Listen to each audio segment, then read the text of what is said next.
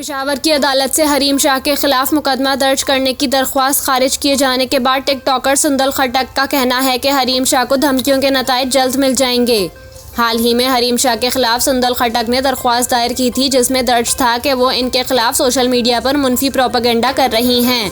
हरीम शाह इन्हें संगीन धमकियां भी दे रही हैं, जबकि FIA दरख्वास्त के बावजूद कार्रवाई नहीं कर रही।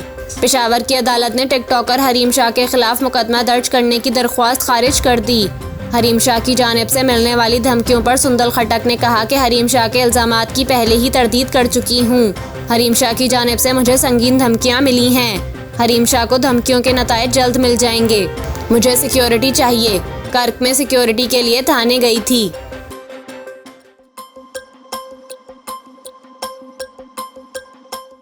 समंदरी तूफान बायपर-जॉय के सबब भारतीय शहर मुंबई के साहिल पर लहरें बुलंद हो गईं। भारतीय मीडिया के मुताबिक रियासत गुजरात में भी तूफान बायपर-जॉय के सबब तेज हवाएं चल रही हैं और समंदर में लहरें बुलंद हैं, जबकि बायपर-जॉय की ज़ेरे असर गुजरात के इज़ला में 13 से 15 जून तक शदीद बारिशें मुतवक्के हैं। भारतीय मीडिया का बताना है कि गुजरात के अजला में 13 से 15 जून तक 150 किलोमीटर फी घंटा की रफ्तार से हवाएं चलने का इम्कान है। भारतीय मीडिया के मुताबिक महकमा मौसमियात ने कच्छ और सौराष्ट्र के लिए ऑरेंज अलर्ट जारी कर दिया, जबकि मुंबई में तूफान के ज़ेरे असर हवाओं की वजह से मुत्तअद परवाजें मनसूख कर दी गईं और रनवेज बंद कर दिए गए हैं और शहर में येलो अलर्ट जारी कर दिया गया है।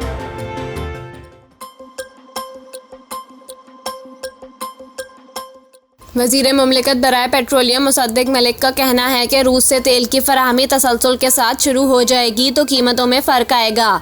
वज़ीर मुमलिकत मुसद्दिक मलिक का कहना था कि हम अपनी ज़रूरत का 1/3 खाम तेल रूस से लेना शुरू हो जाएंगे तो कीमतों में बड़ा फ़र्क आएगा और इसका असर लोगों की जेब तक पहुँचेगा। हमारा हदफ है कि 1/3 खाम तेल रियायती कीमत पर रूस से आए।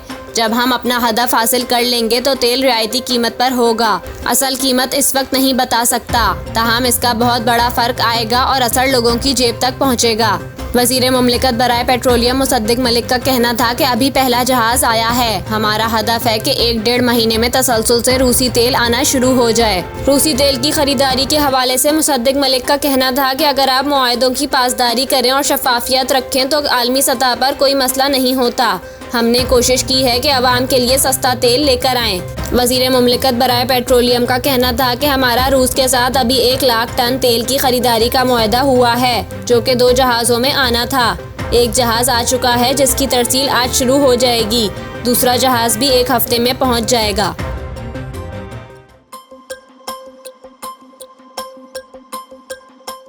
एडमिनिस्ट्रेटर कराची डॉक्टर सैफुर रहमान ने कहा कि तूफ़ान के पेश नज़र इंतज़ामात मुकम्मल कर लिए हैं।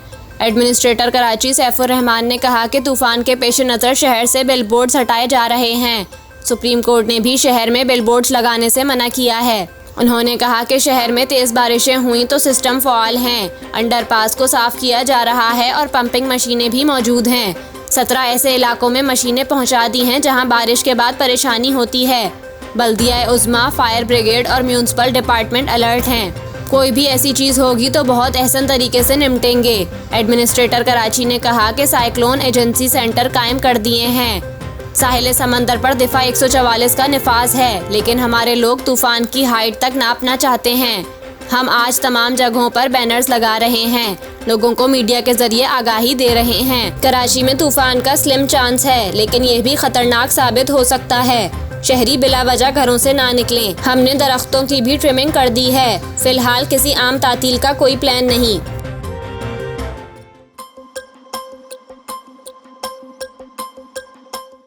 शिद्दत पसंद की लाश को बख्तरबंद गाड़ी के फ्रंट पर बांधने के वाक़े पर SHO को मुअत्तल कर दिया गया। पेशावर के मज़ाफ़ाती इलाके मतनी में शिद्दत पसंद की लाश को बख्तरबंद गाड़ी के फ्रंट पर बांधने के वाक़े पर CCPO सैयद अशफाक अनवर ने कहा कि उन्होंने वायरल वीडियो का नोटिस लेकर SHO को फौरी मुअत्तल कर दिया है।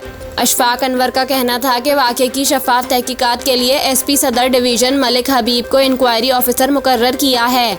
इंसान ख्वाह जिंदा हो या मुर्दा, इसकी बेहुरमती को किसी सूरत बर्दाश्त नहीं किया जाएगा।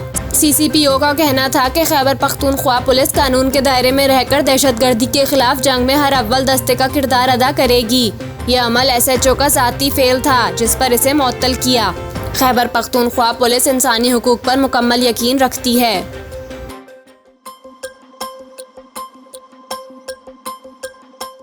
मुस्लिम लीग नून की चीफ ऑर्गेनाइजर और सीनियर नायब सदर मरियम नवाज का कहना है कि नवाज शरीफ की वापसी के बाद मुल्क टेक ऑफ करेगा।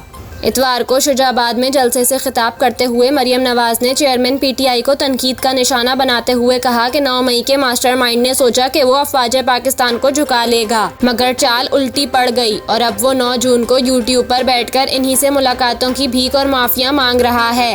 मरियम नवाज ने कहा कि खुद पर बुरा वक्त आया तो कारकुनों को जिम्मेदार ठहराकर इन्हें बस के नीचे फेंक दिया।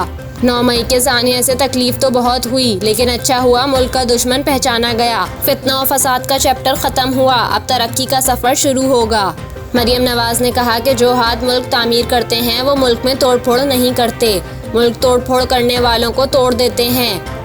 नवाज शरीफ की वापसी के बाद मुल्क टेक ऑफ करेगा। मुस्लिम लीग नून की चीफ ऑर्गेनाइजर मरियम नवाज को शुजाबाद में नून लीग के वर्कर्स कन्वेंशन में सोने का ताज पहनाया गया और इन्हें रिवायती चादर भी पहनाई गई।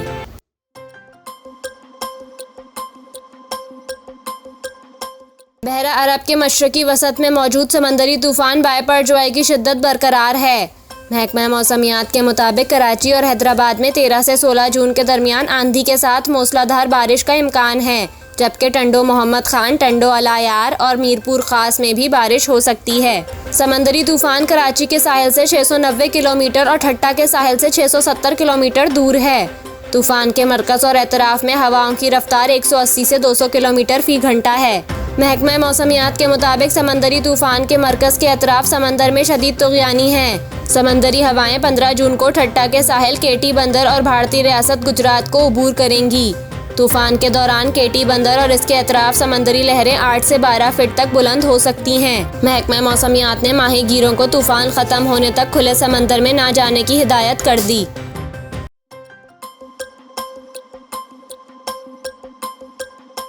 कौमी एहतसाब ब्यूरो नैब के चेयरमैन लेफ्टिनेंट जनरल रिटायर्ड नज़ीर अहमद ने कहा है कि हम खामोशी के साथ अपने काम में लगे रहेंगे, जबकि मुल्ज़िमान को सज़ा देना अदलिया का काम है।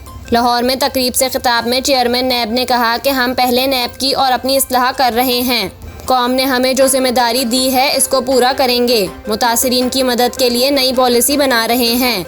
उन्होंने कहा कि मुल्क में करप्शन बढ़ती जा रही है, लेकिन करप्शन केसेस में रिकवरीज बढ़ रही हैं। नैब अफसरान कम से कम वक्त में केसेस निपटाएं। मेरा वादा है कि नैब को इसका खोया हुआ वकार वापस दिलाएंगे।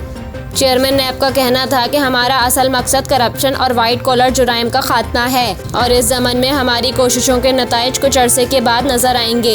लेफ्टिनेंट जनरल रिटायर्ड नज़ीर अहमद ने कहा कि हम खंदा पेशानी से नुक्ताचीनी बर्दाश्त करेंगे और हम खामोशी के साथ अपने काम में लगे रहेंगे। मुल्ज़िमान को सज़ा देना अदलिया का काम है।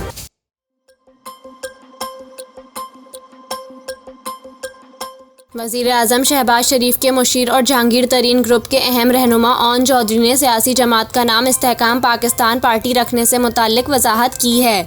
चंद रोज़ कबल जहांगीर तरीन ने लाहौर में एक तकरीब के दौरान नई सियासी जमात इस्तेहकाम पाकिस्तान पार्टी की बुनियाद रखी थी। इस्तेहकाम पाकिस्तान पार्टी में शामिल ज़्यादातर रहनुमा वो हैं जो या तो माजी में पाकिस्तान तहरीक इंसाफ PTI का हिस्सा रहे हैं या फिर उन्होंने 9 मई 2023 को होने वाले वाक़यात के बाद PTI से अपनी राहें जुदा की हैं।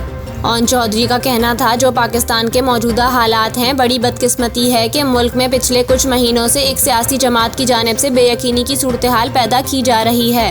ओन चौधरी का कहना था जो सियासी जमात हमने खुद बनाई थी और फिर बाद में हम इससे इसीलिए निकल भी गए क्योंकि इसमें हकीकी लोगों की मजीद गुंजाइश बाकी नहीं रही थी।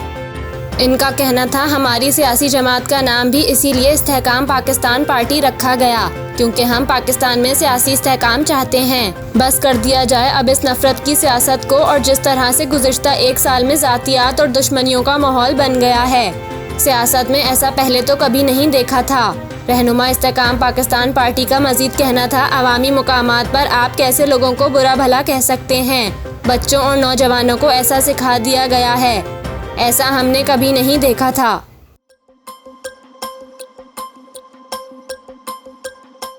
सिंध हाई कोर्ट ने मेयर कराची के इलेक्शन के मौके पर किसी भी UC चेयरमैन को गैर कानूनी हिरासत में रखने और हिरासा करने से रोकते हुए इलेक्शन के रोज़ मुंतखब नुमाइंदों की हाजिरी यकीनी बनाने का हुक्म दे दिया।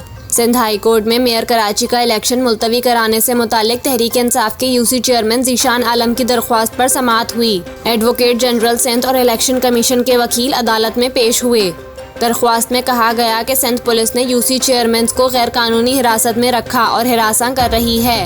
अदालत ने हुक्म दिया कि इलेक्शन के रोज़ मुंतखब नुमाइंदों की हाजिरी यकीनी बनाई जाए। अगर कोई हिरासा कर रहा है तो इलेक्शन कमीशन इसके खिलाफ कार्रवाई करे। एडवोकेट जनरल सिंध ने कहा कि गिरफ्तार मुंतखब नुमाइंदों की इलेक्शन के रोज़ हाजिरी यकीनी बनाएंगे, किसी को गैर कानूनी हिरासत में नहीं रखेंगे और किसी को वोट डालने से नहीं रोका जाएगा। हमने गुज़िश्ता समात में भी अदालत को ये यकीन दहानी कराई थी। अदालत ने सिंध हुकूमत और इलेक्शन कमीशन की यकीन दहानी के बाद दरख्वास्त निपटा दी।